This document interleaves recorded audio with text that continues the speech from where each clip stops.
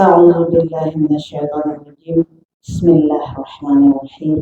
السلام عليكم ورحمة الله وبركاته. الحمد لله الذي نحمده ونستعينه ونستغفره ونعوذ بالله من شرور أنفسنا ومن سيئات أعمالنا. من يهده الله فلا مضل له ومن يضلل فلا هادي له. أشهد أن لا إله إلا الله وحده لا شريك له وأشهد أن محمدا عبده ورسوله لا نبي بعده. رضيت بالله ربا وبالإسلام دينا وبمحمد نبيا ورسولا. لا إله إلا الله الحليم الكريم. لا إله إلا الله العلي العظيم. لا إله إلا الله رب السماوات السبع ورب العرش الكريم. لا إله إلا الله الحليم الكريم. سبحان الله تبارك الله رب العرش العظيم والحمد لله رب العالمين. ففهمناها سليمان وكلا آتينا حكما وعلما وسخرنا مع داود الجبال يسبحنا وطير كنا فعلين.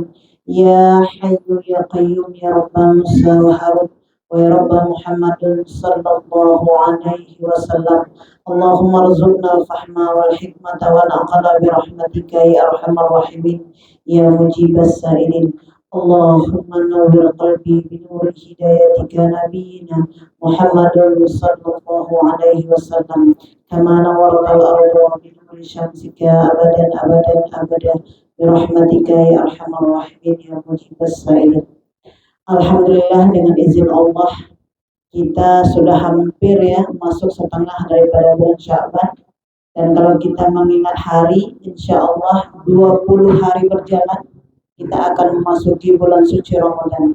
Tentunya bulan yang sangat mulia, dan kita berharap kepada Allah Subhanahu wa taala, Allah Subhanahu wa taala memberikan satu keafiatan, memberikan satu kebaikan dengan doa kita kepada Allah Subhanahu wa taala di bulan Sya'ban.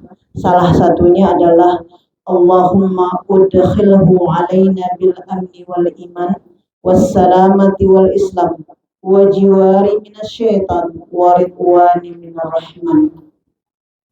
Kita bermohon kepada Allah Subhanahu wa taala, ya Allah, masukkanlah aku di bulan Sya'ban ini dengan penuh ketenangan, dengan penuh keimanan kepada Allah Subhanahu wa taala.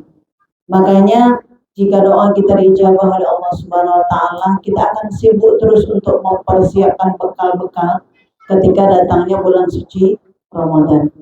Karena memang kita ketahui bahwa pada bulan Sya'ban inilah yang memisahkan antara orang lalai dengan orang yang bersungguh-sungguh. Makanya di bulan Sya'ban, orang-orang yang tidak menjalankan hukum syariat dengan benar selalu akan menjadi orang yang lalai. Apa makna orang lalai? Orang yang memperturutkan kepada hawa nafsunya. Salah satu memperturutkan hawa nafsu adalah banyak bicara, banyak tidur, banyak makan. Ya Bu ya? Makanya di bulan Sya'ban Allah Subhanahu wa taala memerintahkan Nabi yang mulia untuk apa? Ana shaimun, memperbanyak puasa. Dan Rasulullah Shallallahu alaihi wasallam lebih banyak puasanya daripada tidak puasanya. Itu di bulan Sya'ban untuk menjadi latihan di bulan Ramadan. Nah, oleh sebab itu orang-orang yang tidak mengindahkannya maka terhitung ghafil. Jika di bulan Rajab orang yang tidak mengindahkannya disebut zalim, menganiaya. Tapi di bulan Sya'ban jika tidak mengindahkannya maka disebut ghafil, orang yang lalai, orang yang dilalaikan. Coba kita lihat, tanpa terasa ini sudah masuk hari ke-8. Tanpa terasa berarti 20 hari lagi kurang lebih itu sudah masuk bulan Ramadan.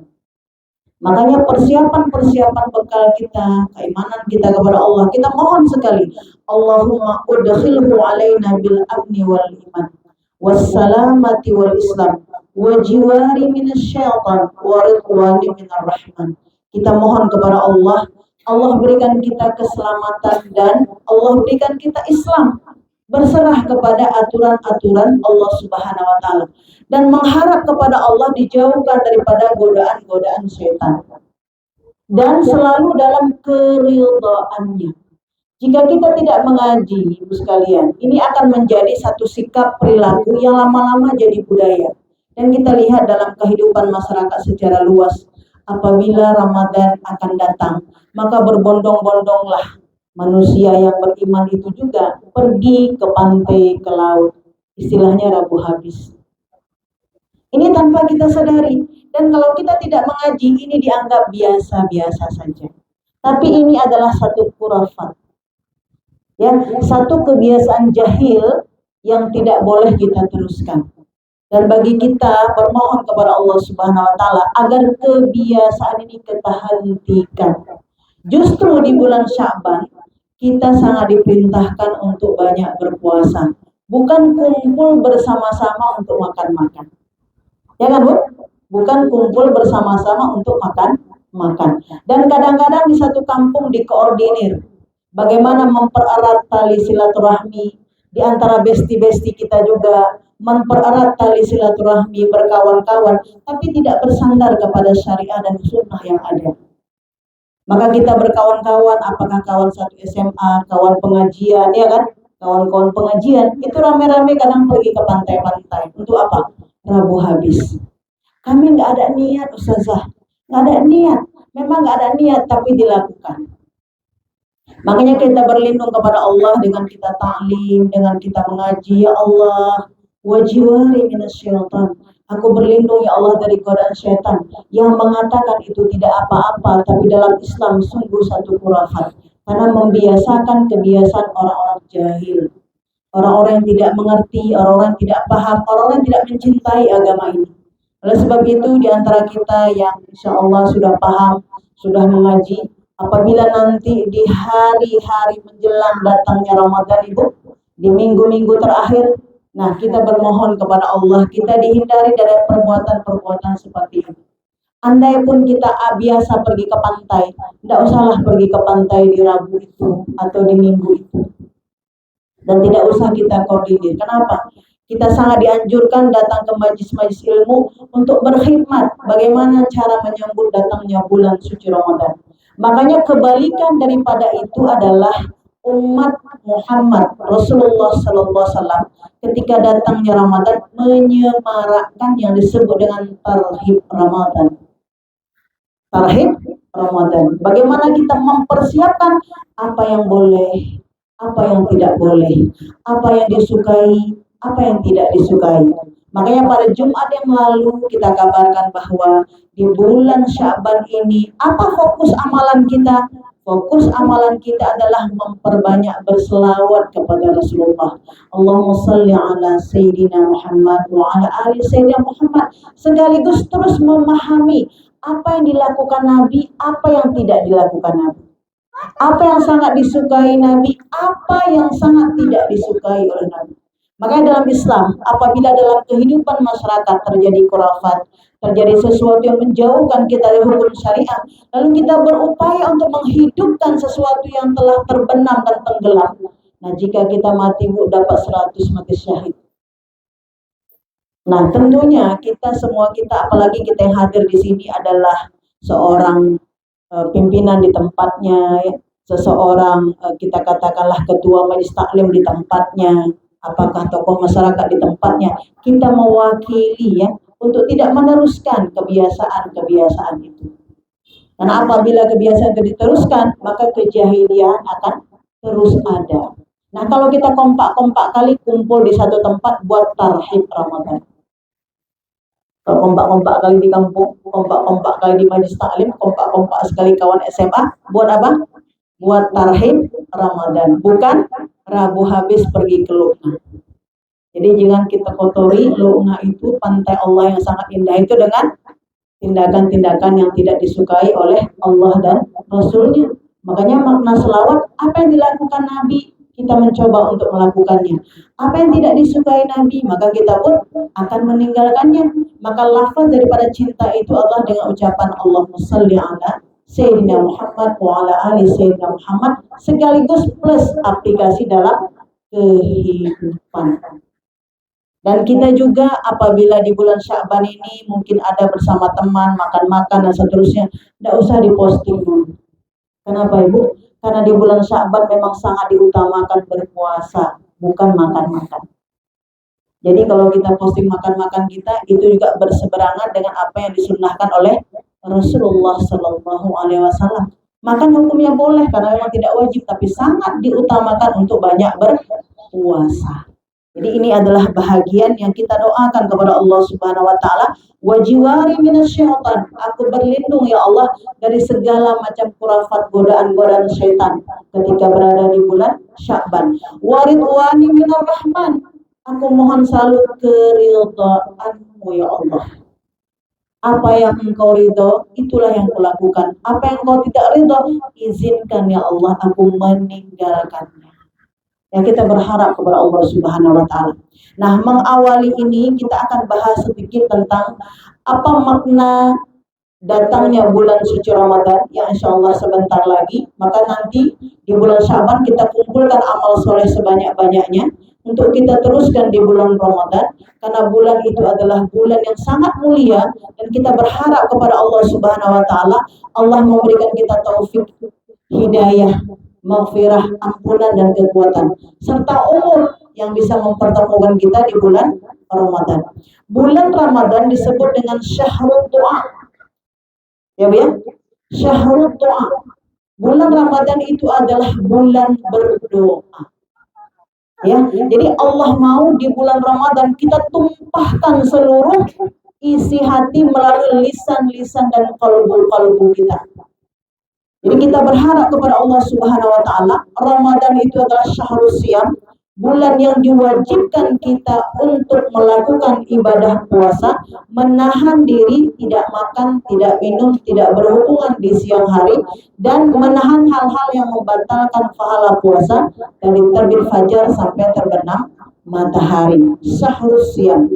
Dan bulan Ramadan itu juga disebut dengan syahrul Quran. Bagaimana mengupayakan diri kita terus untuk menekuni, mencintai Al-Quranul Karim. Maka insya Allah, sebagaimana kita sampaikan di tempat ini, insya Allah kita akan adakan tadarus Al-Quran dari hari pertama sampai dengan hari ke-29 atau hari ke-30. Nah, yang berikutnya adalah bulan suci Ramadan itu syahrul doa. Hari ini inilah yang akan kita bahas tentang syahrul doa. Jika kita lihat pada surah Al-Baqarah ayat 186, itu adalah saripati daripada bulan suci Ramadan, di mana Allah Subhanahu wa taala berfirman, a'udzubillahi minasyaitonir rajim, bismillahirrahmanirrahim, wa idza sa'alaka 'ibadi 'anni fa inni qarib ujibu da'watad da'i idza da'an falyastajibu li wal la'allahum yarshudun.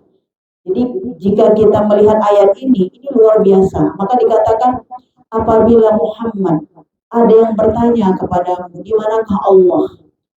Apabila ada hamba-hambaku yang bertanya kepadamu, wahai Muhammad, di mana Allah? Maka katakanlah Allah itu dekat. Fa inni qarib. Makanya Bu, orang yang mendekatkan diri kepada Allah disebut dengan muqarrabun. Muqarrabun, ya, qarib, dekat. Dekatnya kita dengan Allah bukan dekat fisik. Orang yang dekat dengan Allah adalah mereka yang memberikan setoran amalan per hari, per detik, dan per menitnya. Memberikan setoran amalan. Makanya jika kita dengan ilmu kita pahami apa yang kita lakukan ini, apakah berpotensi pahala atau berpotensi dosa. Jika berpotensi dosa, maka kita adalah jauh dari Allah. Kalau jauh dari Allah, sama-sama kita tahu, maka dekat dengan syaitan laknatullah. Karena dalam kalbu manusia tidak bertemu dua tempat itu, nggak bertemu. Contoh hari ini, jika hari ini kita duduk di majelis ilmu, maka kita tergolong kepada orang muqarrabun, mendekatkan diri kepada Allah. Jika kita ikhlas, maka kita dapat pahala. Jika tidak diikhlas, maka kita tidak mendapatkan pahala. Tapi tetap juga mendapatkan kebaikan, tapi pahala dapat. Maka kita lihat bahwa muqarrabun mendekatkan diri kepada Allah Subhanahu wa taala. Makanya wa idza sa'alaka ibadi anni fa inni qarib. Wahai Muhammad, apabila ada yang bertanya, kita kan bertanya juga ya. Begitu kan? Anak-anak kecil juga ada yang bertanya, di mana Allah? Allah itu dekat. Nah, bagi siapa? Bagi orang yang mendekatkan diri kepada Allah. Yang berupaya mendekatkan diri kepada Allah. Bagaimana cara dekat dengan Allah? Maka kita melakukan amal-amal soleh, tertumpu amal-amal soleh. Maka kita mohon kepada Allah Subhanahu wa Ta'ala dalam bulan Sya'ban ini, yang mana nanti ada hari spesial, yaitu nisfu Sya'ban. Ya, nisfu Sya'ban, disitulah umat-umat ini dimohon, diharap untuk terus terkonsentrasi. Apakah rapor kita akan terhapus amal-amal buruk kita di hari nisfu nanti? Atau amal-amal buruk itu tetap menjadi amal buruk yang naik menjumpai Allah Subhanahu wa Ta'ala. Tentunya apabila amal buruk itu, maka Allah akan berpaling. Nah, ini kita masih ada harapan, masih ada Hamin berapa lagi? Hamin 7 untuk hari ke-15. Dan catat sahabat semua, insya Allah jika kita dipanjangkan umur oleh Allah, nisfu Sya'ban itu jatuh di malam Jumat, di hari ke-13. Bertemu dua waktu, yaitu Jumat, malam yang penuh dengan keberkahan, kebaikan, dan bertemu dengan nisfu Sya'ban. Double, ya kan? Double fungsi. Artinya hari Jumat tidak pun nisfu memang sudah berkah, tapi ditambah lagi dengan kemuliaan yang sangat agung. Dan kita ingat bahwa peristiwa nisfu Sya'ban, disitulah Nabi yang mulia Rasulullah Sallallahu Alaihi Wasallam. Ketika itu pada malam hari, Aisyah mencari kemana beliau. Beliau pergi ke Baqi. Ternyata apa yang dilakukan? Rasulullah Sallallahu Alaihi Wasallam melakukan sholat tahajud dan berdoa kepada Allah Subhanahu wa Ta'ala. Kita lihat bahwa apa saripatinya? Mendekatkan diri kepada Allah melalui qiyamul lail. Makanya tidak heran kita lihat bahwa dalam kehidupan bermasyarakat, dalam kehidupan kita beragama ini, dalam kehidupan kita berislam, banyak guru-guru kita menyarankan berkumpul bersama-sama di masjid, di musola, dimanapun ya, di balai-balai untuk apa? Membaca 3 surah Yasin. Surah Yasin yang pertama kita bermohon kepada Allah. Ketika amal ini diangkat, malaikat menuju Allah Subhanahu wa Ta'ala bahwa berharap kita sedang beribadah kepada Allah. Makanya doa Yasin kita pertama memohon agar usia kita ini berada dalam taat. Usia kita berada dalam taat. Allahumma inni ala dzikrika wa syukrika wa husni ibadatik. Kita bermohon bahwa usia kita terus akan menjadi lebih baik di hadapan Allah Subhanahu wa Ta'ala. Yang kedua, kita mohon agar Yasin yang kedua, kita bermohon agar hidup kita ini diberikan keberkahan. Diberikan keberkahan. Bagaimana tanda keberkahan hidup seseorang? Walaupun hidupnya misalnya umurnya bisa jadi 40 tahun, seperti Imam Nawawi kita katakan terlalu muda ketika dia dipanggil oleh Allah, tapi ilmunya sampai hari ini masih dikenal dan diingat oleh seluruh muslim dengan karya-karyanya. Jadi walaupun dia telah wafat, tapi amal jariahnya terus jalan. Ya kan? Amal jariah terus jalan. Umur terputus, tapi balasan amal tidak terputus. Dan kita mohon kepada Allah, jikapun kita seorang pendosa, maka ya Allah tutuplah waktu-waktumu dengan terus mendapatkan taubat ampunan darimu sebelum menghadap kepada Allah Subhanahu wa Ta'ala. Allahumma inni as'aluka mujibati rahmatik wa azaima maghfiratik wal ghanimata min kulli birrin wassalamata min kulli ismin la tada'li dhanban illa ghafartah wa la hamman illa farajtah wa la hajatan illa qadaitah. Ya Allah, wajibkanlah zatmu untuk mengampuni aku ya Allah, untuk memberikan aku kebaikan. Dan jika aku berdosa ya Allah, jangan siksa diriku ya Allah, tapi ampunilah ya Allah. Dan itu adalah salah satu hadis qudsi yang menjadi sesuatu yang sangat-sangat efektif sekali untuk kita mohon kepada Allah. Karena itu bukan bahasa kita, bahasa langsung dari Allah. Karena Allah tahu kita adalah seorang yang alpa, seorang yang lalai, dan seorang pendosa. Wajibkanlah ya Allah zatmu ya Allah untuk memberi maaf, memberi ampunan kepadaku, memberi rahmatmu kepadaku, memberikan ampunan kasih sayangmu kepadaku ya Allah. Dan jika aku mati sudah selesai hablum minan nas kita, sudah selesai hablum minallah kita. Kita mohon kepada Allah Bu, ya kan waktunya itu. Kan apa? Kita tidak terlepas dari dosa, tapi kita harap dosa-dosa kita itu mendapat ampunan dari Allah Subhanahu wa taala. Makanya di surah Yasin yang kedua, kita mohon keberkahan hidup. Apabila kita salah, tapi kita diberi kesempatan untuk bertobat. Apabila kita salah, diberi kesempatan untuk bertobat. Apabila kita orang baik, maka Allah beri kita istiqomah sampai akhir. Rabbana la tuzigh qulubana ba'da idh hadaitana wa hab lana min ladunka rahmah innaka antal wahhab. Kita mohon kepada Allah. Dan yang ketiga, jika waktunya tiba. Surah Yasin yang ketiga, jika waktunya tiba, berikanlah ya Allah kepadaku husnul khotimah. Kenapa kita baca surah Yasin, tidak surah yang lain? Karena surah Yasin itu merupakan jantungnya Al-Quran, kalbunya Al-Quran. Ya, apabila kita menghajatkan sesuatu, apabila kita berdoa dengan baca surah Yasin, ini menjadi satu kepastian Allah memberikan ijabah dan mengabulkan. Apakah boleh kita bersama guru membacanya? Boleh. Karena guru itu akan membimbing kita. Tapi kalau tidak, bolehkah kita baca sendiri? Boleh. Kan hari ini Bu kita lihat orang nampak di medsos beramai-ramai seperti itu. Nah kalau kita lakukan sendiri, boleh. Makanya bisa kita lakukan secara terang-terangan, beramai-ramai bersama jemaah.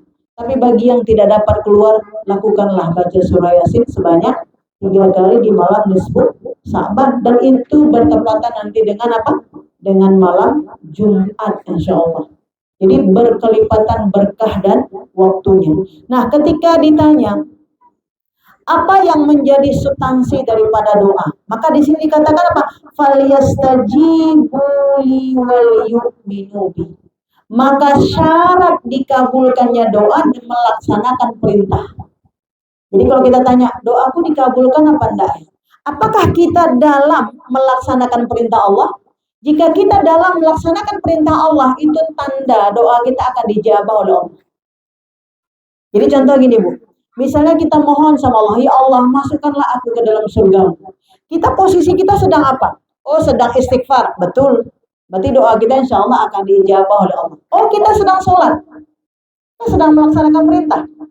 Jadi tanda-tanda orang yang doanya akan diijabah oleh Allah Subhanahu Wa Taala, posisinya dia sedang melaksanakan perintah Allah, bukan sedang maksiat. Tapi nanti ada tanda orang yang doanya juga akan diijabah oleh Allah. Dia melakukan maksiat, lalu dia bertobat, dia sadar. Berarti kan sedang melaksanakan perintah juga ya? Kan sedang melaksanakan perintah. Makanya substansi di sini Allah memerintahkan kepada kita menjadi satu kewajiban. Jadi doa itu seperti kewajiban kita sholat, puasa, zakat, dan haji. Kewajiban berdoa. Makanya orang yang tidak berdoa terhitung orang yang sombong, menolak kebenaran. Ya menolak kebenaran. Orang yang tidak mau berdoa. Dan orang yang berdoa berarti adalah orang yang menggantungkan harapannya kepada Allah Subhanahu wa taala. Makanya ibaratnya Bu, sandal kita saja putus, kita berdoa kepada Allah. Apalagi untuk perkara-perkara besar, perkara masa depan, kehidupan yang panjang, itu kita berdoa kepada Allah Subhanahu wa taala. Jadi falyastajibu, maka Allah pasti akan mengijabah doa-doamu, wal yu'minu bi, dan dalam kau mengimani Allah. Disinilah kita lihat orang-orang yang berdoa menjadi syarat untuk dikabulkan apabila yakin. Jadi kalau kita berdoa tidak yakin sama dengan tidak diijabah doa kita. Satu tadi, orang yang berdoa itu sedang melaksanakan perintah, itu menjadi syarat tanda doa kita akan dikabulkan oleh Allah. Yang kedua adalah orang-orang yang berdoa itu yakin bahwa usahanya akan diterima oleh Allah Subhanahu wa taala. Makanya dalam Islam banyak amalan-amalan yang setara dengan doa. Salah satunya itulah sholat. Orang yang sholat dia sedang berdoa, tapi orang yang berdoa belum sedang sholat. Makanya kita cerdas dalam beribadah, ya kan? Cerdas dalam beribadah. Contoh dalam sholat kita katakan Rabbighfirli warhamni wazburni warfa'ni warzuqni wahdini wa'afini wa'afani. Tapi dalam sholat berarti kita sedang berdoa. Tapi di luar sholat kita baca Rabbighfirli warhamni. Kita berdoa tapi tidak, ya gitu kan? Makanya seutamanya orang yang sangat-sangat ijabah doanya adalah orang yang melaksanakan perintah. Itulah orang yang sedang melaksanakan ibadah sholat. Sama juga kita seperti sekarang ini. Doa ini ketika kita duduk di tempat ini, di majelis ilmu, dengan gerakan dari rumah sampai datang kemari, itu juga menunjukkan kita sedang berdoa kepada Allah, meminta sesuatu. Karena orang yang sedang menuntut ilmu juga setara seperti dia sedang berdoa. Makanya orang yang tidak mau datang ke majelis ilmu, dia tidak meminta hidayah Allah. Walaupun dia katakan, dia Allah berikanlah hidayah kepadaku. Tapi dia tidak menuntut ilmu, sama seperti berikanlah kesesatan kepadaku. Makanya Imam Syafi'i mengatakan apa? Ketika seseorang setelah melakukan kewajiban-kewajibannya, apa kewajiban? Itulah sholat, ya, itulah puasa wajib, itulah berhaji dan seterusnya. Tidak ada yang lain, yang paling penting yaitu dia menuntut ilmu. Cari di mana majelis-majelis ilmu. Setelah melaksanakan kewajiban-kewajiban bagi seorang ayah, setelah dia menjemput rezekinya, mencari nafkahnya, maka setelah itu kembali ambil waktu untuk duduk di majelis ilmu. Karena dengan majelis ilmu itulah seperti dia sedang berdoa untuk keselamatan hidupnya. Makanya kita lihat bahwa Allah Subhanahu wa taala dalam surah Al-Baqarah 186 ini menyatakan bahwa Allah sangat dekat. Siapa yang datang kepada Allah dengan iman, dengan yakin, dengan melaksanakan perintah, maka Allah mengatakan falyastajibu. Maka Allah akan mengabulkan, maka Allah akan mengijabah. La'allahum yarshudun. Engkau akan menemukan kebenaran. Hebat nih. Orang berdoa itu akan menemukan kebenaran, bertambah-tambah rasa yakinnya bahwa Allah itu ada dan Allah Maha Baik. Kita kalau berdoa, lalu doa kita dikabulkan, macam mana rasa kita? Puas kan? Dan kita bilang, ya Allah, kuasanya Engkau. Ya Allah, baiknya Engkau. Kan gitu kan, Bu? Coba kalau doanya belum dikabulkan macam mana? Kalau nggak punya iman-iman yang kuat. Nah gitu kan? Kalau nggak punya iman-iman yang kuat ketika kita berdoa, lalu belum dikabulkan, bisa jadi berhenti beramal. Tapi tidak kepada orang yang yakin. Karena kita tahu, Bu, seluruh doa-doa kita dengan kita bahas mengenai ilmu, seluruh apapun yang telah kita tancapkan, kita mintakan kepada Allah, ketika Allah mengabulkan di dunia, sudah terkabul. Tapi ketika Allah tunda, maka Allah menggantinya karena itu lebih baik daripada terkabulnya saat itu. Dan jika sampai akhir hayatnya ternyata doa itu belum dikabulkan, maka Allah Subhanahu wa taala akan menggenapkan nanti di dalam surga kita. Makanya minta saja. Makanya dikatakan doa itu adalah satu keyakinan yang pasti sampai. Ya, doa itu adalah penantian jiwa yang pasti sampai. Nih ibu-ibu misalnya ada yang suaminya telah berpulang ke rahmatullah. Ya Allah, pertemukan aku kembali ya Allah kepada pasanganku di dalam surgamu ya Allah. Terus bermohon kepada Allah. Ya Allah, pertemukan aku kembali dengan abahku ya Allah yang telah berpulang ke rahmatullah nanti dalam surga. Bisa kan dalam surgamu ya Allah. Pertemukan aku kembali di dalam surga bersama Nabi yang mulia Muhammad sallallahu alaihi wasallam. Kira-kira dikabulkan di dunia apa di akhirat? Kalau dikabulkan di dunia mana mungkinlah hidup lagi. Ya kan? Ada mungkin. Lari pun kita. Ya kan, Bu? Maka kita doa sama Allah. Ya Allah, sebagaimana Engkau telah pertemukan aku hidup bersama abahku, hidup bersama siapa kakak dan seterusnya, maka aku mohon kepadamu ya Allah, pertemukan kami kembali nanti di surgamu bersama Nabi yang mulia Muhammad sallallahu alaihi wasallam. Berdoa, berdoa, berdoa, berdoa. Pas waktunya tiba, itulah yaumul hisab, itulah yaumul qiyamah, bertemulah kita dengan orang tua kita.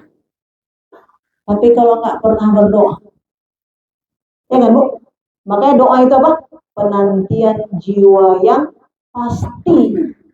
Penantian jiwa yang pasti. Nah, kita akan lihat banyak di dalam Islam contoh-contoh nabi-nabi terdahulu yang menggambarkan tentang kesungguhan dalam berdoa. Siapa itu? Kalau kita buka, ya kita buka di dalam Al-Quran. Salah satunya adalah Nabi Zakaria. Nabi Zakaria, Bu, berusia, ada yang mengatakan 70 tahun, ada yang mengatakan lebih daripada itu. Berapa tahun? Ada yang mengatakan di usia 90 tahun. Dia mengharapkan keturunan. Dan tentunya ini bukan keturunan saja. Apapun obsesi kita, apapun yang ingin kita minta kepada Allah, maka berdoalah kepada Allah. Maka dikatakan apa? Nabi Zakaria berusia kurang lebih 70, ada yang mengatakan 90 tahun. Dia bermohon kepada Allah agar Allah memberikan anugerah anak kepadanya. Kapan dikabulkan? Maka dia mempunyai anak ketika usianya di 120 tahun. Dan diketahui bahwa istrinya itu adalah seorang yang memang tidak punya keturunan. Kalau istilah sekarang mandul. Nah, apa yang terjadi? Kisah ini Allah abadikan di dalam surah Maryam. Coba kita lihat. A'udzubillahi minasyaitonirrajim. Bismillahirrahmanirrahim. Dzikru rahmati rabbika 'abdahu Zakaria. Jadi kalau kita lihat ini luar biasa.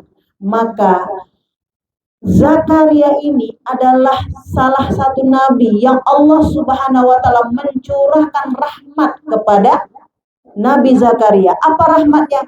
Diberikan keturunan di usia yang sangat senja. Kalau ahli kedokteran pun hari ini nggak menemukan orang yang berusia 60 tahun dan istrinya dikabarkan ketika melahirkan itu di usia 86 tahun. Usia berapa, Bu? Ada yang 86 di sini. Bisa punya anak lagi, Bu. Ya, usia berapa? 86. Tapi ingat, kita nih bahas bab doa nih, bukan bab anak nih. Saya mau katakan bahas bab doa. Nabi Zakaria dengan kesungguhannya berdoa di usia 90 tahun, dikabulkan Allah, punya anak di usia dia 120 tahun. Berapa tahun dia berdoa? Belum seumur kita. Ada yang mengatakan dia berdoa selama 40 tahun, ada yang mengatakan dia berdoa mengulang-ulang doanya selama berapa? 60 tahun. Makanya surah Maryam ini kita baca-baca, kita kaji-kaji, nggak lewat aja gitu. Bukan qiraah saja, kita tilawah, kita tadaburkan. Ini satu yang sangat amazing kalau bahasa anak sekarang. Luar biasa sekali. Nah, coba kita lihat apa kata Nabi Zakaria. Iznada rabbahu nida'an khafiyya. Ya, maka dia katakan qala rabbi inni yuhanal 'azmu minni washta'ala ra'su syaiban wa lam akum bidu'aika rabbi syaqiyya. Ya Allah, tulang-tulangku udah lemas dan kepalaku pun sudah beruban. Tapi ya Allah katanya, aku tidak pernah kecewa ketika aku meminta kepadamu. Ini hebat banget. Aku tidak pernah kecewa. Jadi kalau kita lihat di ayat ini, ya kan bahasanya luar biasa.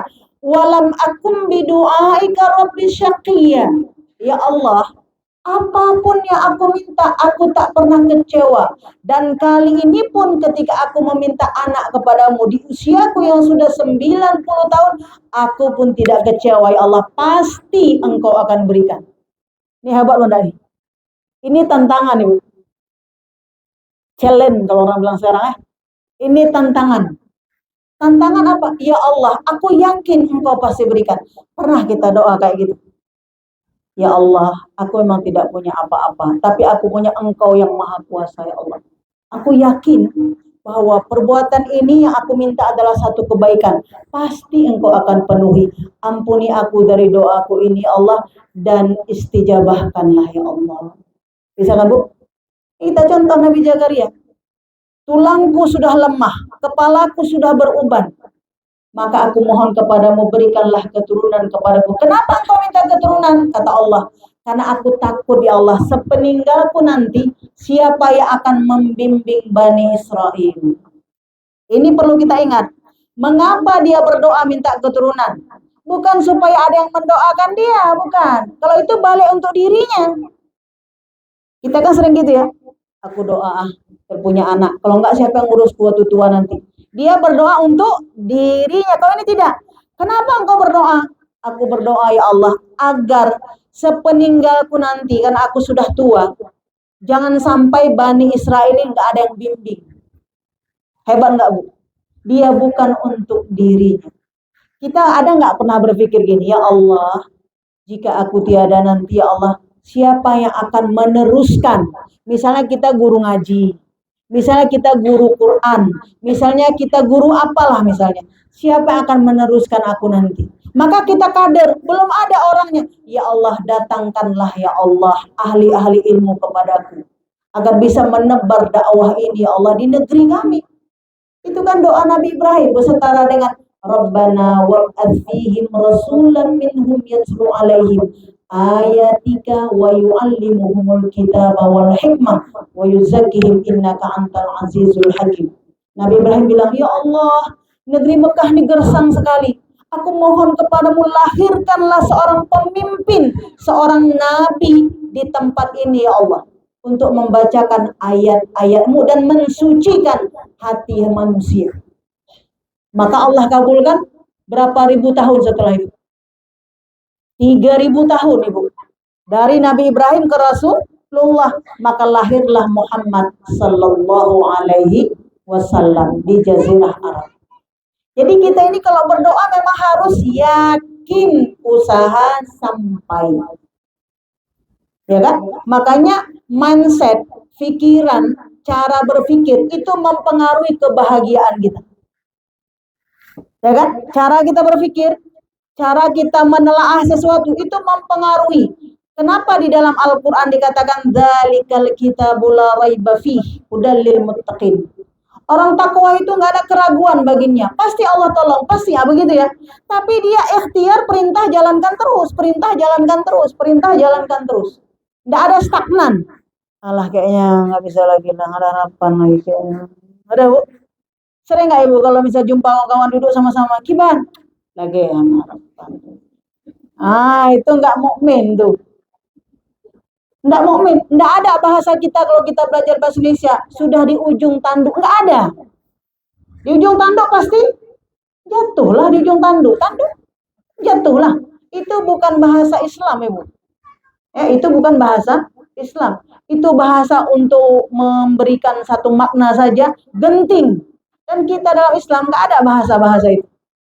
Bahasa kita hanya zikir la haula wala quwata illa billah, masya Allah, subhanallah, kan gitu ya, tabarakallah, kan gitu ya, yang luar biasa itu. Nah, jadi kita lihat ini Nabi Zakaria, berapa usianya?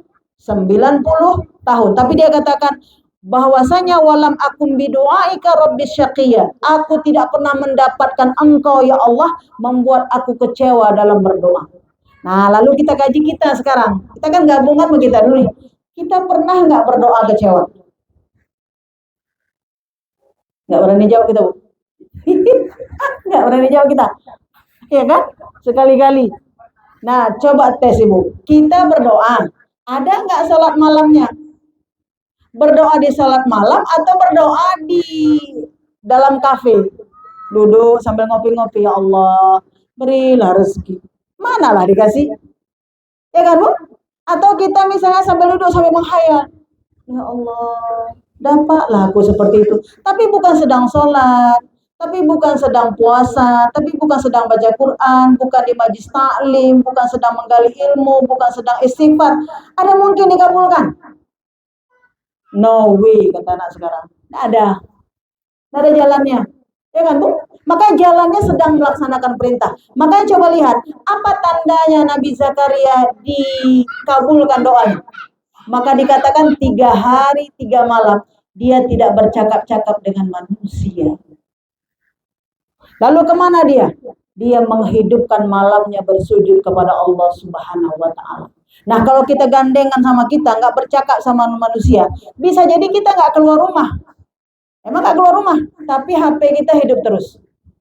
Nah, sekarang siapa yang mau dikabulkan doanya? Coba silentkan, nonaktifkan HP kita 3 hari 3 malam. Coba dikabul nggak doa kita? Nggak kuat kita matiin HP itu, nggak kuat. Ya kan? Sikit aja lah. Coba gue lihat sampai-sampai di ruang ICCU. Di ruang ICCU itu para dokter bahkan kewalahan menghadapi pasien untuk tidak pegang HP. Asal masih ada tekuk-tekuk sikit, HP mana? Mau dikabari, mau dilihat, ini kondisiku sekarang. Bu ya, saking nggak bisa menahannya kalau tidak komunikasi dengan manusia. Tapi kalau kita lihat di ijabahnya doa Nabi Zakaria, dia tidak melakukan kontak person kepada manusia. Dulu belum ada HP. Kita bilang saja saya nggak keluar rumah saya 3 hari lebih lagi, sebulan lagi. Tapi HP nggak berhenti sama juga. Kita di rumah tapi wajah kita keluar kan? Nah, coba kita tes Ibu seperti itu. Ya kan? Artinya disitulah kita lihat dalam Islam nanti di Ramadan ada namanya etikaf. Etikaf memutuskan mata rantai keluar dulu. Masuk ke dalam, include, explore diri ke dalam. Nah, kita minimalnya sekarang dikit-dikit habis sholat lah. Dikit-dikit habis sholat, berzikir-zikir kita, zikir, jauhkan HP, jauhkan dari keramaian, jauhkan dulu dari yang kita bilang yang membuat kita hingar-bingar ya. Makanya kenapa orang kalau sholat diupayakan tempatnya nyaman, sejuk, segala, mendukung ruhnya zuq, mendukung ruhnya. Pakaian semprot-semprotkan yang wangi-wangi supaya kayak wangi surga, kayak wangi masitah tuh. Padahal kita semprot ini ya, semprot kita bilang spray dan segala macam ya. Iya kan? Iya, moto. Tapi kita katakan apa? Itu untuk mendukung kesunyian, ya Bu ya. Kemudian supaya tidak panas, bagaimana keindahan, tidak berwarna-warni. Jadi kalau kita pergi tarawih nanti telepungnya jangan yang bunga mawar semerbak, supaya tidak mengganggu juga orang lain. Itu sangat membantu bagi iman yang tipis-tipis. Kalau iman yang tebal-tebal kali tidak ada peduli. Tapi kita hablum minan nas, jangan makan jengkol. Kalaupun makan jengkol maka kita gosok gigi kita dengan sebersih-bersihnya, barulah kita pergi sholat berjamaah. Untuk apa? Membantu orang lain khusyuk. Karena kalau udah khusyuk, insya Allah diterima oleh Allah Subhanahu Wa Taala. Inilah terjadi pada Nabi Zakaria.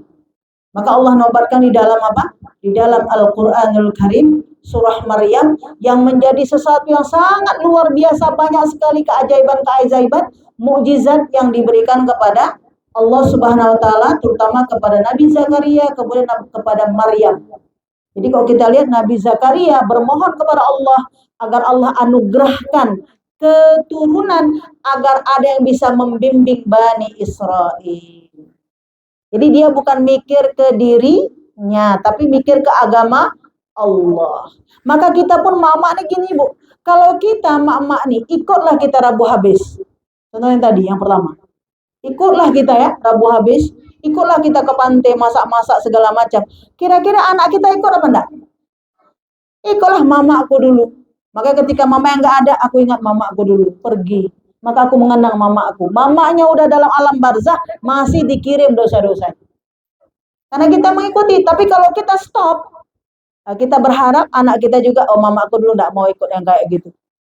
Maka kita pun ketika di alam barzah, ketika itu kiriman pahala itu akan, ini sepele Bu, tapi ini mengenai dakwah.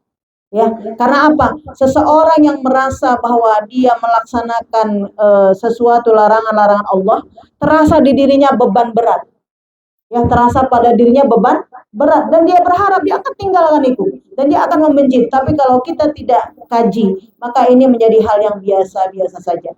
Makanya di akhir zaman dosa besar itu dianggap dosa biasa. Ya, dosa besar itu dianggap dosa biasa. Makanya kita menjadi satu sunnah, maka di bulan Sya'ban ini memperbanyak amal soleh, dan di bulan Ramadan kita memperbanyak doa dan menjadi satu kewajiban. Nah, kita lihat apa yang menjadi syarat doa. Kita akan lihat bahwasanya untuk menjadi persyaratan doa, yang pertama adalah kita bersuci. Bersuci. Makanya yang paling bagus ketika kita berdoa itu adalah ketika kita melaksanakan ibadah sholat. Nah, minimal kita bersuci dengan mengambil air wudhu. Tetapi yang paling bagus lagi adalah dengan kita mandi. Dan yang paling bagus lagi adalah dengan kita melakukan mandi taubat. Itu yang paling bagus kalau kita ingin berdoa kepada Allah Subhanahu wa taala. Nah, suci itu dua, ada suci lahir, ada suci batin. Suci lahir itulah dengan berwudu, dengan mandi, tapi suci batin yakin Allah mengabulkan doa kita. Itu menjadi syarat terkabulnya doa. Yakin yang kita pinta ini didengar oleh Allah Subhanahu wa taala. Makanya Bu, seseorang yakin nanti ada ekspresi di jiwa dan di lahirnya. Salah satunya dia meneteskan air mata walaupun tidak mutlak. Tapi kalau kita berharap sekali, jatuh nggak air mata kita? Jatuh. Kita udah penting sekali, nangis nggak kita?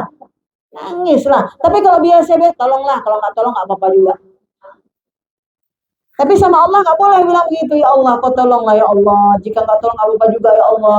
Nggak bisa begitu. Kita berharap-harap kepada Allah Subhanahu wa taala. Yang pertama adalah dengan bersuci. Bersuci dari hadas besar dan bersuci dari hadas kecil. Ustazah, berarti kalau kita haid nggak boleh kita berdoa? Bukan. Ya kan? Makanya saya katakan tadi dibagi dua bersuci ini. Ada bersuci yaitu lahir, ada bersuci batin. Makanya orang kafir untuk doa akhiratnya tidak dikabulkan oleh Allah. Tapi doa dunianya dikabul nggak sama Allah? Dikabul sama Allah. Itulah Rahman dan Rahimnya Allah. Makanya tadi kan kita bilang warid wani minar rahman deh. Yang tadi yang di awal doa bulan Sya'ban. Warid wani minar rahman. Ya Allah, berikanlah keridhaanmu. Tapi bahasanya Rahman. Artinya apa? Semua kita kalau minta itu Allah kasih. Tapi kalau rahim hanya diberikan kepada orang mukmin saja. Hanya kepada orang mukmin. Nah, ini artinya apa? Peluang untuk dikabulkan itu sangat-sangat besar. Sangat-sangat besar. Itu doa yang pertama tadi. Nah, yang kedua Ibu, yang kedua, tempatnya suci. Ini sangat mendukung terkabulnya doa. Mana tempat yang suci? Tempat yang suci yang paling tinggi itulah Baitullah. Makanya orang datang ke sana hanya untuk berdoa. Bahkan ada yang titip doa. Kalau sekarang ada jasa titip, tapi nggak ada titip doa. Saya teman kita ke Kuala Lumpur, teman kita kemana? Ada. Saya just tip ya, titip apa titip doa? Oh bukan, itu ke Mekah titip doa. Makanya kita jangan terbalik-balik. Jangan nanti kawan ke Mekah kita titip tas, kita titip ini. Jangan. Di sana yang paling pokok titip doa. Jangan terbalik-balik ya. Kok teman kita nanti ke Kuala Lumpur, ke Eropa, kita titip benda. Tapi kalau dia pergi ke Mekah, tetap kita titip, sampaikan salam, sampaikan doa. Nah, kalau boleh kita tidak titip, memang kita yang berdoa di situ. Makanya tempat menjadi sesuatu yang sangat-sangat mustajabah. Dan kita lihat tempat itu yang paling tinggi adalah dua tanah haram, yaitu Makkah Al-Mukarramah dan kota Madinah Al-Munawwarah. Masuk yang ketiga itu adalah Masjidil Aqsa. Makanya orang-orang yang berdoa di sana sangat-sangat diutamakan untuk diijabah oleh Allah Subhanahu wa taala. Dan di situ pun situs-situsnya juga berbeda-beda. Di Ka'bah Baitullah, tempat yang paling mustajabah itu adalah Multazam. Itulah setinggi-tinggi dan semulia-mulia tempat di sekitaran Baitullah. Jadi kalau kita lihat Bu, bagi kita yang diizinkan oleh Allah datang ke tanah haram, itu kalau di situ jangan pikir yang lain-lain lagi, banyak-banyak berdoa. Tentunya doa yang tersambung dengan yaumil akhir, kekekalan hidup kita di yaumil akhir. Nah, di situ banyak situs-situsnya. Ada Hijr Ismail, ada makam Ibrahim. Nah, di situ semua tempat yang sangat terkabul doa. Nah, sekarang kalau kita di tanah air di mana? Saja, jadi kami nggak berdoa lah. Ada masjid-masjid itu sangat terkabul doa. Di bawah masjid apa Bu? Musola. Di bawah musola apa? Ini lagi nih balai-balai kayak gini. Tempat-tempat di mana kita sedang melaksanakan perintah Allah. Apakah zikir bersama, ya kan?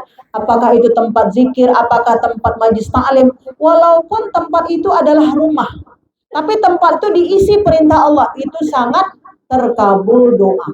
Makanya kalau kita pergi berkunjung ke rumah orang, kalau kita bersilaturahmi ke rumah orang bertakwa, itu juga terkabul doa kita. Ke rumah orang-orang bertakwa.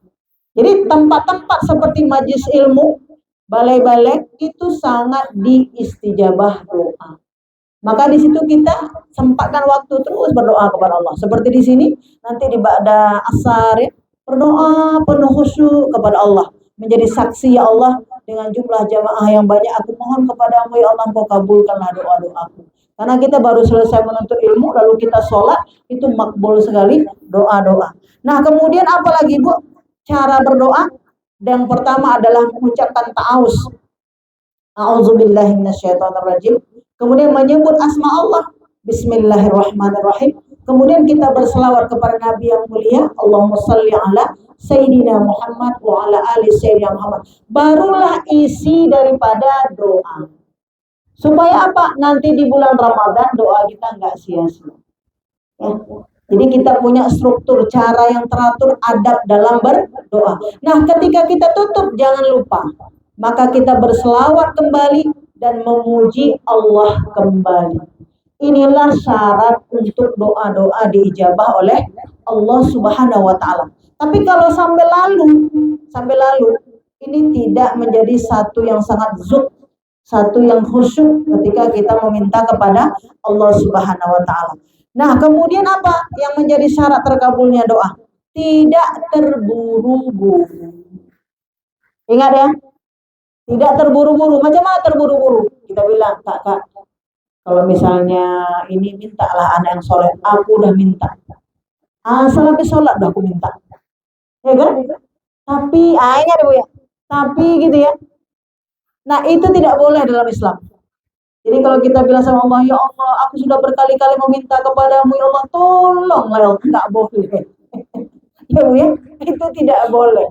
Yang boleh adalah kita dengan mengatakan Rabbana taqabbal minna innaka antas samiul alim wa tub alaina innaka antat tawwabur rahim. Tapi kita ulang 3 kali. Rabbana taqabbal minna innaka antas samiul alim wa tub alaina innaka antat tawwabur rahim. Rabbana taqabbal minna innaka antas samiul alim wa tub alaina innaka antat tawwabur rahim. Kalau bahasa kita, ya Allah tolong, ya Allah, gitu ya. Tapi nggak boleh kayak begitu. Maka pakai bahasa adabnya. Ucapkan Rabbana taqabbal minna berapa kali? 3 kali. Dan sebut asma-asma Allah. Ya Ghaniyu, ya Hamid, ya Mubdi'u, ya Mu'in. Bisa kan? Kita bilang sama Allah, ya Jalil, ya Jabbar, boleh. Kita sebut asma-asma Allah. Jadi kalau terburu-buru, enggak boleh. Apalagi yang terburu-buru, misalnya Bu, misalnya sakit, lalu kita bilang, Dek, berobat ke sana. Aku udah kemana-mana aku pergi, tapi belum juga. Itu nggak boleh. Itu sama dengan terburu-buru. Ini kadang-kadang kita nggak tahu. Aku nggak pernah bilang sama Allah terburu-buru, nggak pernah. Tapi dikerjakan selalu. Jika orang bilang, Bu, ada obat ini, Bu, minum ini, minum ini. Semua obat. Yang belum lagi adalah bla bla bla bla, gitu kan? Itu sama seperti juga terburu-buru. Itu tidak disukai oleh Allah Subhanahu wa Ta'ala. Maka dikatakan di sini adalah tidak terburu-buru dan penuh dengan bahasa yang lirih, tapi bukan mendayu-dayu, bukan berpuisi.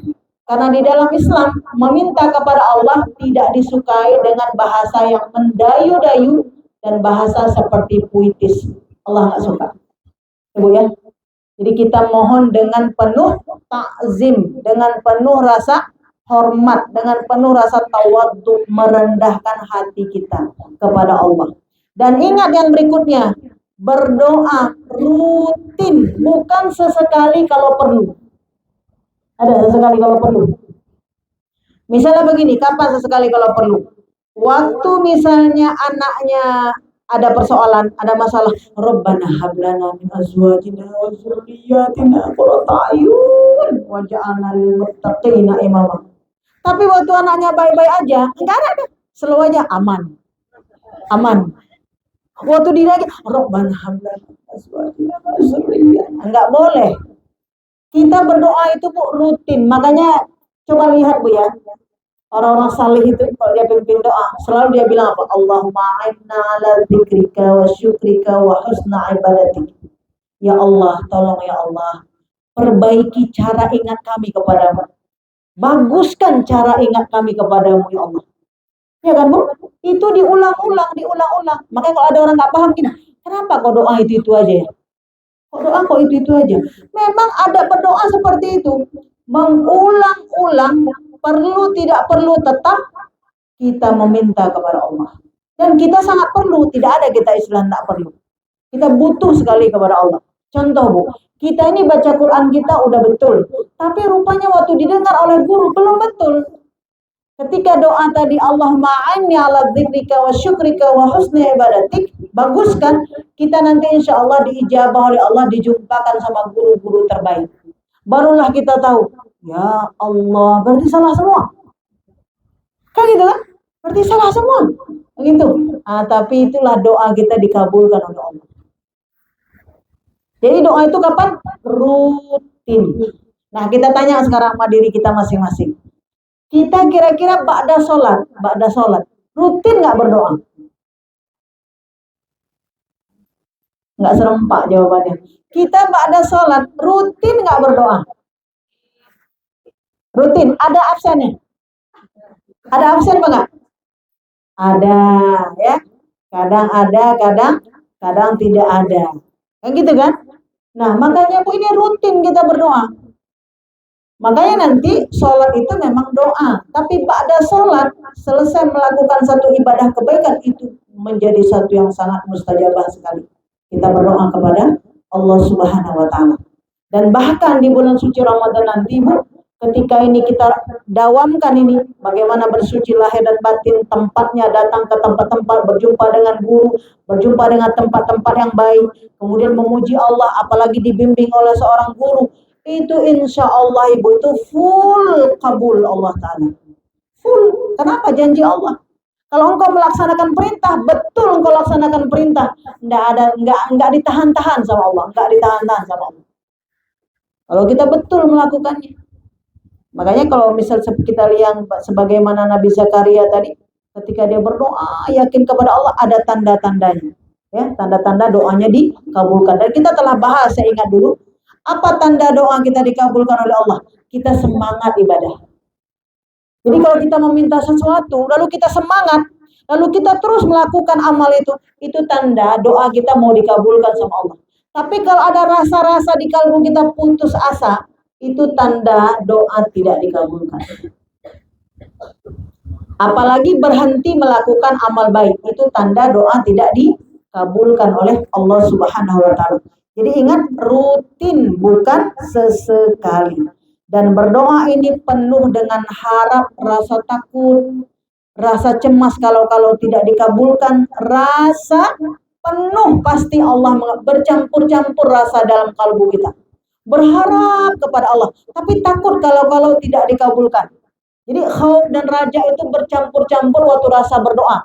Dari bercampur-campur itulah mengalirlah air mata kita.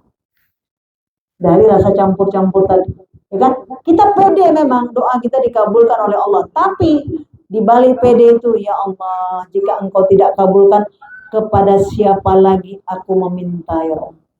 Ya, kepada siapa lagi aku berharap, kepada siapa lagi aku meminta. Nah, ini perlu sekali untuk kita dawamkan dalam kehidupan sehari-hari. Makanya kita lihat Nabi Zakaria menjadi satu keteladanan bagaimana cara kita meminta kepada Allah. Baru kita masuk bab doa apa yang harus kita minta di bulan suci Ramadan.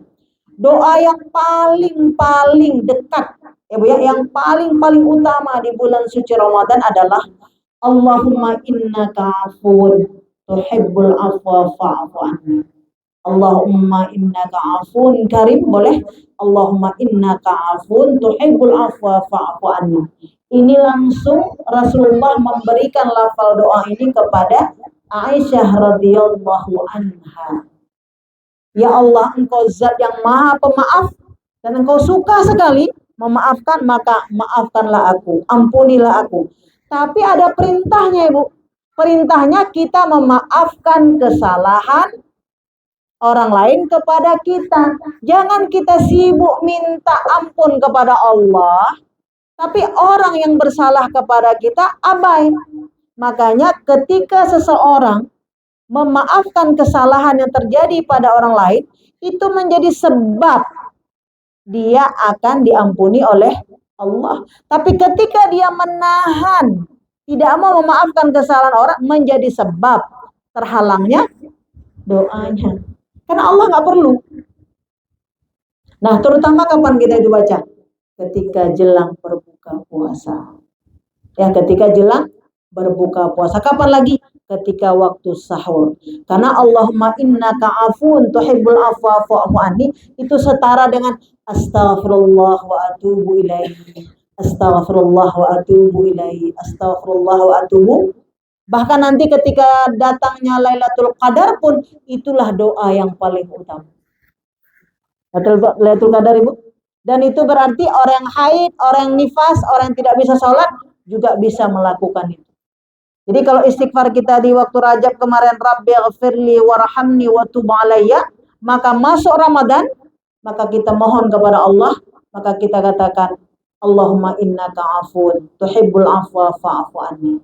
Yang kedua, doa yang harus kita panjatkan kepada Allah Subhanahu wa taala di bulan suci Ramadan, Allahumma inna nas'aluka ridhaka wal jannah wa na'udzubika min sakhatik.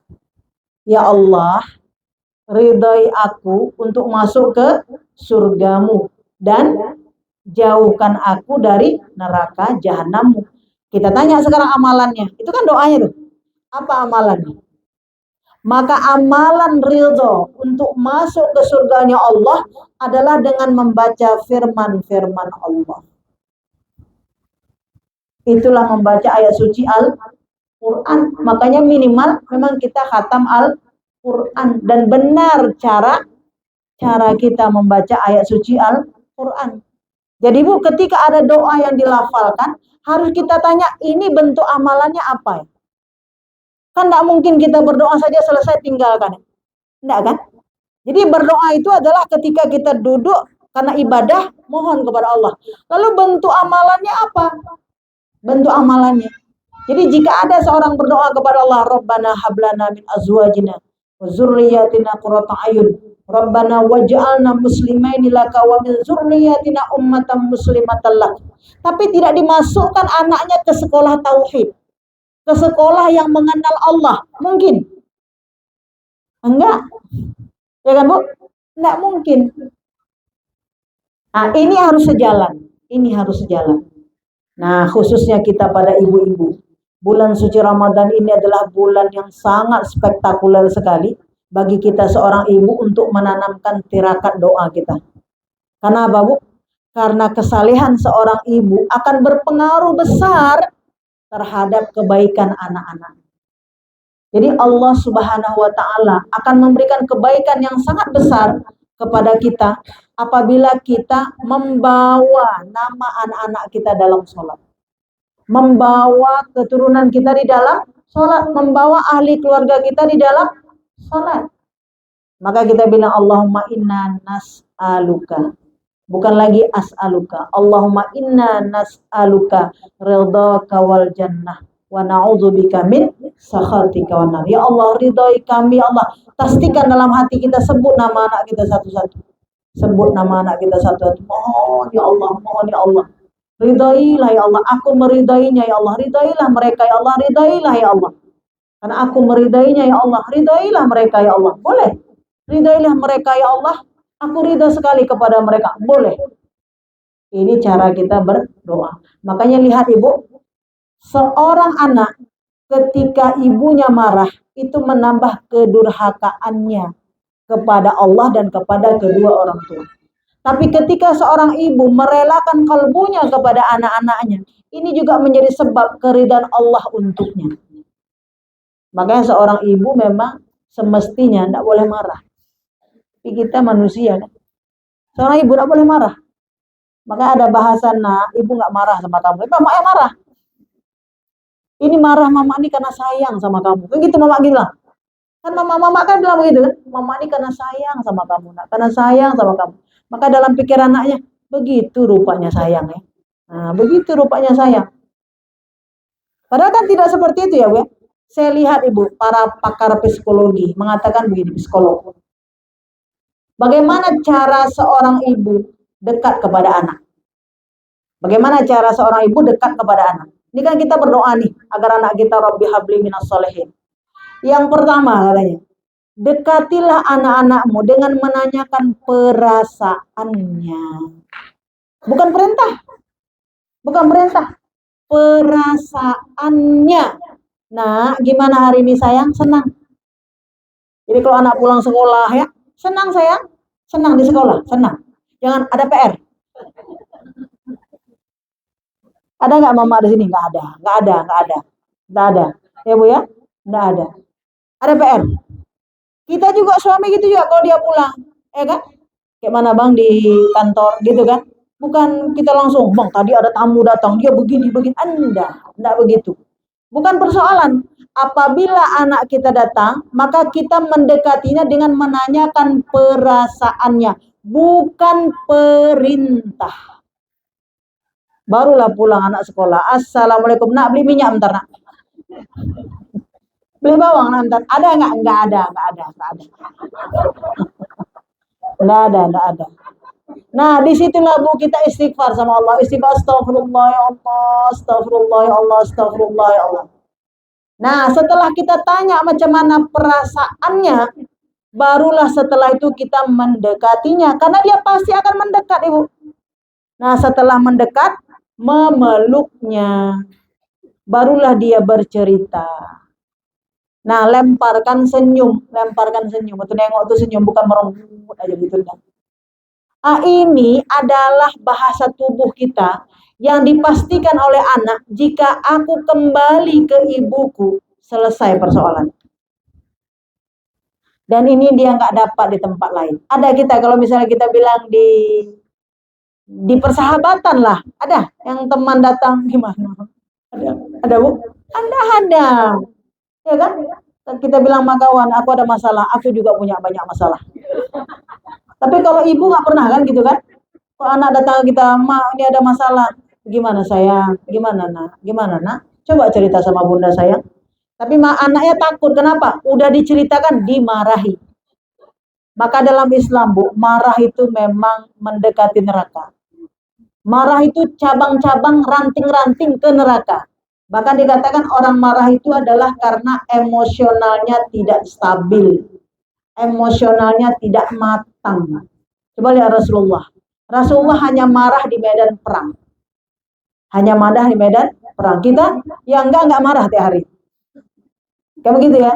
Nah ini pendekatan. Doa kita tancapkan terus. Tapi ikhtiarnya seperti tadi. Nah cobalah kita seorang ibu nih kita dekatin ya. Kita dekatin seorang ibu. Apalagi nanti di hari-hari Ramadan. Terutama misal di waktu sahur ya.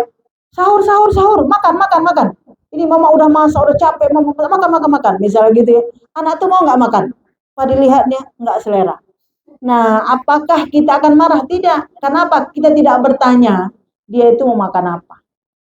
Makan suka-suka kita. Masak suka-suka kita. Kan bu, waktu nggak dimakan kita marah. Tapi bukan juga kita menjadi orang yang sangat terzalimi oleh anak. Bukan.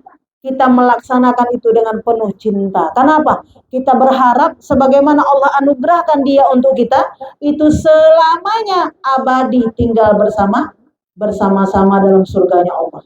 Maka kita bela-belain. Tapi ingat, kita insya Allah dengan izin Allah tidak ada beban dalam mendidik dan membesarkan. Kenapa? Karena Allah tidak akan mungkin titipkan dia kecuali hanya kepada kita, karena kita yang cocok untuknya. Dan apabila ada yang kurang-kurang, itulah lahan kita untuk mendapatkan amal soleh. Maka coba lihat, kalau kita dekati, kemudian tanya perasaannya, kemudian kita peluk dia, ya. Setelah itu kita bertanya kepada dia, kita berikan senyuman. Kira-kira anak itu mau nggak mendekat sama kita? Maka dia akan ada rindu. Ingat bu ya, akan ada rindu. Jadi bu nggak menjadi satu yang aneh. Kalau ada anak yang tidak rindu pada orang tua, nggak jadi aneh. Jika ada anak yang tidak rindu pada orang tua, kenapa? Karena ibunya ketika dekat dengannya, bukan dengan cinta, tapi dengan perintah-perintah. Sibuk dengan perintah. Udah PR, udah ada bendok, ini enggak. Anaknya bilang, kalau boleh pintu depan, pintu belakang masuk. Ada emak yang, udah pulang mama, udah pulang kok belum? Oh, udah aman. Gitu kan? Karena takut ibu, karena takut. Nah ini kita lihat dalam praktek hari-hari. Dan kita berharap kepada Allah kita menjadi ibu terbaik. Ya, kita menjadi teman terbaik baginya. Dan kita pakai perasaan juga. Sambil ngobrol-ngobrol kita tanya, bagaimana rasanya? Karena banyak ibu sangat mencintai anaknya. Anaknya nggak merasa. Kita udah banting tulang pagi, siang, malam. Anaknya tidak merasa. Tapi ibunya rasanya udah sayang kali. Sayang kali rasanya. Tapi tidak merasa. Kenapa seperti itu? Nah, kini kita mohon kepada Allah. Kenapa? Yang melembutkan, membolak-balikkan hati itu hanya hak penuh Allah. Dan anak pun hanya dititipkan pada kita. Hati anak pun kita nggak bisa kuasai. Kita hanya bisa menguasai perintah, larangan, tapi kita tidak bisa menguasai dia untuk cinta dan seterusnya. Maka disitulah ibu tirakat seorang tua. Dengan surah Maryam tadi, bagaimana bahwa Allah Subhanahu wa taala mengkaruniakan kepada siapa? Kepada Nabi Zakaria. Coba lihat di ayat 7. Ya Zakaria, inna nubasyiruka bi ghulamin ismuhu Yahya, lam naj'al lahu min qablu samiyya. Maka aku kabarkan dengan penuh sungguh-sungguhnya berdoa untuk anaknya. Maka apa yang terjadi? Aku kabarkan kepada engkau wahai Zakaria kabar gembira seorang anak yang gulam. Seorang gulam ya, seorang anak yang sangat-sangat baik. Itulah Yahya yang belum ada nama sebelumnya. Dan dijelaskan ibu, Nabi Yahya itu, Yahya kecil ya, Nabi Yahya kecil, itu ketika kecil orang bermain-main semua, dia itu belajar. Tidak seperti layaknya orang biasa. Begitulah Allah anugerahkan seorang Yahya dari Nabi Zakaria. Karena apa? Karena kesalehan Nabi Zakaria. Bisa nggak kita tiru? Bisa, terlebih kapan? Di bulan suci Ramadan. Makanya kita mak-mak nih, kalau udah kita dianugerahkan anak, kalau kita sudah dianugerahkan keluarga, kita ini nggak boleh nyenyak-nyenyak kali tidur. Nggak boleh makan-makan yang banyak-banyak kali, nggak boleh juga. Ya Bu ya? Ada yang kita makan, ada yang kita sedekahkan. Ya kan? Ada waktu yang kita ngomong, tapi ada waktu kita banyak kita baca Quran. Kenapa? Bacaan kita itu doa. Itu terlimpah semua untuk ahli keluarga kita. Itulah yang disebut dengan tirakat-tirakat. Ada kesungguhan kita. Enggak selalu kita bilang Robbana hablana itu terus enggak, tapi ada amal-amal nyata. Ada amal-amal nyata. Makanya pernah saya katakan dulu itu. Ketika seorang ibu yakin kali datang ke majelis ilmu, tapi dia nggak dapat pelajaran itu. Pokoknya dia suka kali datang ke majelis ilmu, tapi dia nggak ada. Bu, apa pelajaran kemarin? Pokoknya banyak kali doa ini pening nggak saya? Tapi dia datang terus. Ketika dia tidak dapat, itu Allah beri kalau tidak di anaknya, di cucunya. Yang bisa melebihi daripada guru yang memberi materi itu. Itu anugerah Allah kepada kesungguhan, bukan hasil. Diberikan Allah kepada kesungguhan. Makanya Bu, orang yang bersungguh-sungguh itulah dijamin mendapatkan apa yang disungguh-sungguhkan. Makanya kita mari bersungguh-sungguh di bulan Sya'ban, mengumpulkan sebanyak-banyaknya amal soleh.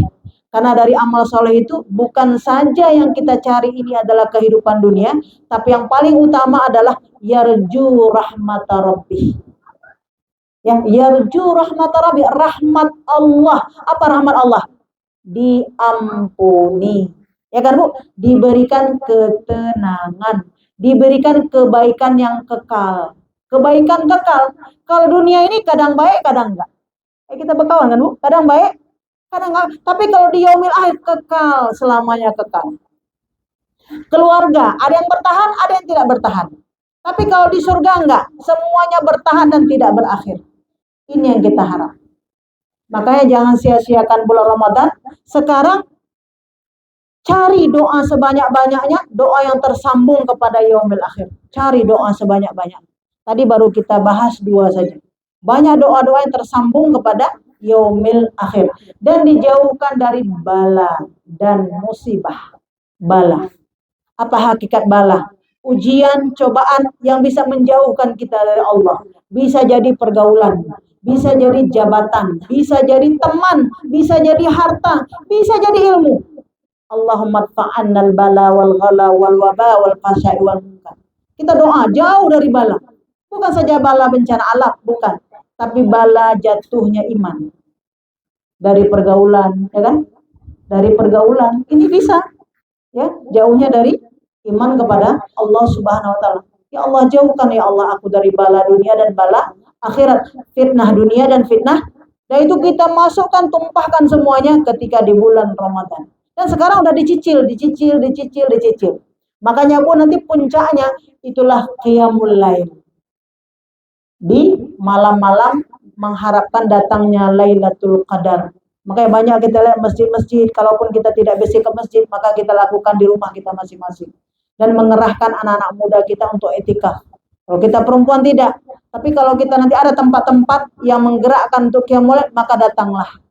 Ya, untuk apa? Kita berharap, berdoa kepada Allah. Semoga Allah Subhanahu wa taala memberikan waktu-waktu yang sangat mustajabah itu, yaitu di bulan suci Ramadan, untuk menjadi satu bekal yang tetap membekas selamanya sampai kita di yaumul akhir. Nah, mungkin ini yang bisa kita sampaikan. Semoga syahrul doa yang menjadi substansi di bulan suci Ramadan, maka bentuknya bisa dengan qiyamul lail, bentuknya bisa dengan salat tahajud, salat tarawih, bentuknya bisa dengan baca Al-Quran, dan memang berdoa. Dan ini kita maksimalkan nanti, dan sudah kita cicil sejak dari sekarang insyaallah. Subhanakallahumma wa bihamdika asyhadu an la ilaha illa anta astaghfiruka wa atubu ilaik. Assalamualaikum warahmatullahi wabarakatuh.